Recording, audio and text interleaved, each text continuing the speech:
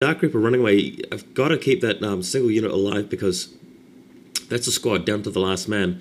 And if I can run away and reinforce him, then that's going to save me a lot of resources in the long run and allow me to get troops back into the fight more quickly. But he's run straight up to my base where I have a listening post, which has been upgraded to a fortified listening post, a war shrine as the Eldar call it.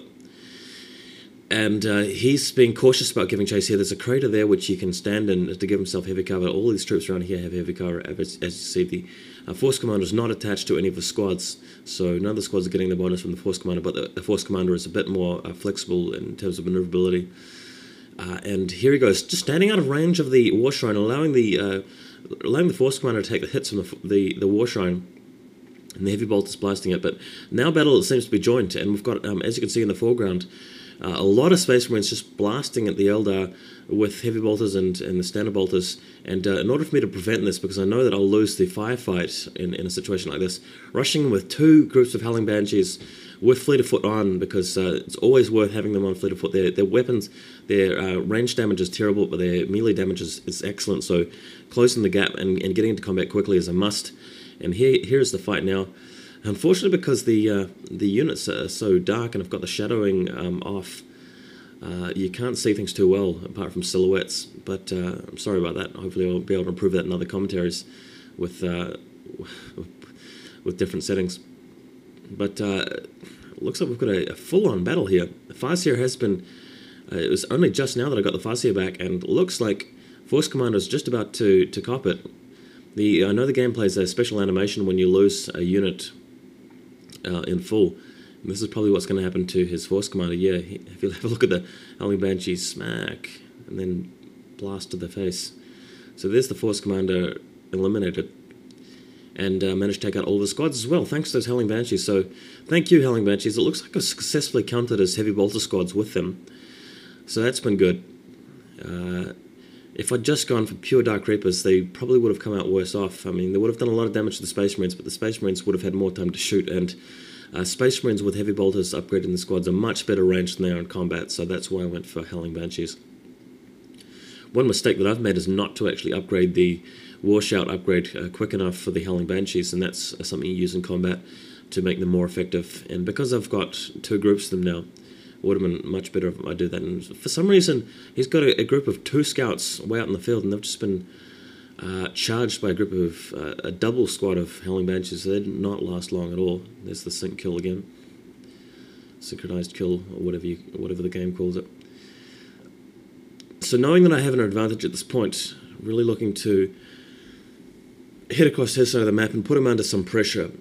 Just as you would in StarCraft, you want to sort of stick to the rule of the marginal advantage in a game like this. If you win a fight and try to push your advantage too far by rushing into the enemy base and losing all of your units, that's terrible. If you try to go around the map capping all of the enemy's points at once, you might give them too much time to tech up or leave yourself weak in one point and get killed that way. So it's once you win a fight, I assume it's best to keep all of your forces together and attack a location where you can easily run away and that's not very defensible from the opponent. And that's what I'm trying to do here. I've got a large group of Howling Banshees attacking that listening post, and the plan is to run away as soon as he brings his force out, which I'm doing here. They've got Fleet of Foot on, so running away and hoping that he pursues. If he doesn't, then I'll have enough time to sort of calculate how many units he's got there and whether I can just hit in with the listening post and attack him. What I'm doing here is bringing the Dark Reapers in range. Probably not the best idea considering that he's got heavy bolters as well and they can fire back, but at least I've got the cover, so I'll be able to last long enough, and then maybe I can attack with Howling Banshees.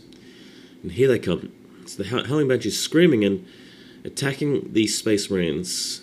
And here we go. Whack, whack, whack, whack, whack. Managed to actually... man, doing really well. Excellent fighting unit, and I can see units are being broken already. I think that might be one Banshee unit which got blasted by incoming fire. But things generally looking good. I've got a lot of units swarming around. I know it's hard to tell what's going on. I think he's upgraded plasma guns in some of them, so that's quite effective. Plasma guns being very effective against infantry and so forth. Really like the look of this battle, given that I've got Dark Reapers and another group coming in from support. Now that I've got like 2 or 3 groups of Howling Banshees. And even a Seer Council The Seer Council is that squad full of warlocks, which can be upgraded to be quite powerful. And having got rid of a lot of the Space Marines there, I've managed to pop off a listening post, and I'll capture that strategic point. So if I capture that strategic point, that means that I'll have more than 50% of the map controlled. So with more than 50% of the strategic points under my control, I'll be getting requisition at a faster rate than my opponent. But don't count him out yet. He's put down a heavy welter in his base just to make sure that I'll have trouble if I push in. And he's built a dreadnought from his machine cult, which he got a while ago. So he's been teching up fairly fast, faster than me, in fact. So he's got the tech advantage. That dreadnought, if he gets into combat with my troops, will take me forever to kill him, and he'll be really punishing my infantry a lot. So even though he lost so many squads, he potentially has the ability to win fights against me thanks to his tech. And I should have been taken up very quickly as well. Unfortunately, I don't know at this point what he's got. I don't know that he's got a dreadnought. The counter to dreadnought would be to get Bright Lance platforms or some vehicles of my own with preferably Bright Lances, which are the anti-vehicle weapon, or even some Warp Spiders with haywire grenades. But because I haven't researched any of the Warp Spider abilities, it's a bit late for me to go for them now. I've really invested all of my my requisition and upgrades into the Howling Banshees and Dark Reapers combination. So once that dreadnought comes out, I'm gonna have to respond quickly by getting either the Bright Lance support platforms or some vehicles of my own. So see how this goes. At this point, I'm still not willing to attack a space. In hindsight, I probably should have, given the options I knew. I mean, in reality, I probably shouldn't have given this dreadnought. But we'll see what happens here. Just taking a look at a large army. Really went infantry heavy in this game. Didn't take up as fast as I could have. You can see here my webway portals. Those are the buildings that I used to increase the infantry cap. And a rhino. Wow, 2 rhinos. So a very unused vehicle unit. A lot of people don't build these. The reason why you don't build them is because they cost a fair amount and they don't actually do any damage. They can attack, but they're not very powerful damage units, and all they're good at is transporting units across the battlefield.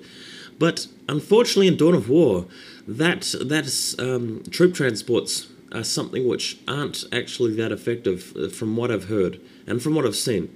You'll have to comment on me and tell me I'm wrong if I am wrong. But I mean, what can you do with a rhino? I mean, you can transport your units across to the enemy base, but the enemy will just follow and attack you. It's not kind of like StarCraft, where if you get dropships, you can land on special locations which are kind of hard to return to, and you can do a lot of damage in a short amount of time. Dawn of War is not like that. It takes a long time to do damage to stuff.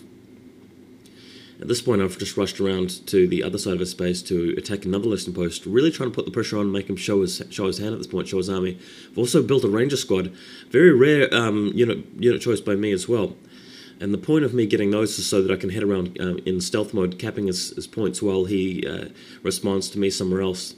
I really built those rangers purely for the purpose of getting the critical point at the bottom of the map, the absolute 6 o'clock position. But he's loading up all of his forces on several rhino units. He's heading out with his dreadnought now.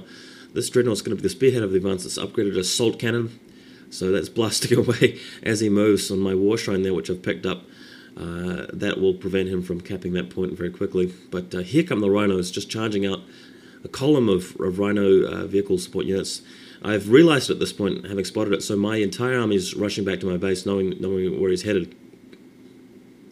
This is the first time in a game of Dawn of War that I've actually even encountered a player using rhinos, so I'm a bit suspicious that he knows some special strategy that I don't, and I'm about to get slaughtered, but we'll see how that works out. Various ways that I have been beaten in this game are just players taking up to falcons or land speeders really quickly, or a quick plasma gun rush, or just a rush in general, just straight into my base with reinforced units. But I've got a falcon at this point. Unfortunately, a falcon isn't quite the unit you want to take on a dreadnought with. Falcon's very good against infantry, and it's obviously susceptible to heavy weapons fire, but not infantry fire. And he's got all of his rhinos into my base now. 4 rhinos, all unloading with troops, right into the thick of it. But that's not really to his advantage, given that my army is pretty much 60% hand-to-hand. So as soon as he gets into my base, I'm already returned with all my Eldar fleet of foot, Eldar very quick units. And with this massive melee going on, the Seer Council, the 2 groups of Banshees, straight into combat with all of his Marines upgraded with heavy bolters. Really, what he should have done is just gone for pure Dreadnoughts and Assault Marines. That would have been a really good choice, but he hasn't done that. As you can see, there's a Dreadnought there just laying waste to my units in combat, but he's only got 1 Dreadnought, so that it's not going to tear through them very quickly. And I've got a Bright Lance platform standing right next to the Dreadnought. The Seer Council have been broken, they've lost the morale up against the Dreadnought, but luckily I've got other troops in the battlefield. There's, again, the Force Commander in a duel with the Farseer again. But that Force Commander's caught in a crossfire, he's been killed. Rhino explodes, that was impressive, nice spectacular explosion there. And looks like all of the Space Marines have been wiped out, the Dreadnought's gone down as well. I've got plenty of units left alive, so this looks to be a decisive victory for the Eldar. Hats off to them. Very